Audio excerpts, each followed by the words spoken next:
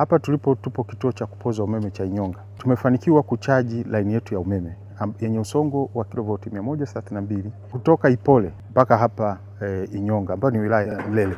Baada ya siku mbili wananchi wataanza kupata umeme wa gridi ya taifa.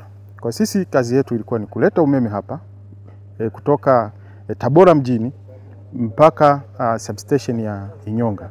Na zoezi hili tumekamilisha, tumetest parameters ziko sawa na line sasa hivi inapitisha umeme mpaka kituo cha kupoza umeme cha Inyonga. Kwa hiyo ni rai yetu pia kwa wananchi kwamba tunawasisitiza waendelee kutunza miundombinu ya umeme, kwa sababu serikali inatumia nguvu nyingi na fedha nyingi kuhakikisha kwamba wananchi wanapata maendeleo. Laini hii baada ya kuwashwa sasa itakaa kwa kipindi kisichopungua masaa 48, alafu baadaye sasa tutawasha transformer za pale substation ambapo nazo zitakaa kwenye kipindi cha majaribio. Alafu baadaye sasa tutawasha laini zile ambazo zinapeleka umeme kwa wateja. Wananchi wa Inyonga lakini pamoja na Majimoto watapata umeme kutoka kituo chao cha Inyonga hivi karibuni, ambapo tunaelewa wote maeneo ya Majimoto ni maeneo ambayo yana mashamba mengi ya mpunga na shughuli nyingi za kibiashara pia zinaendelea kule.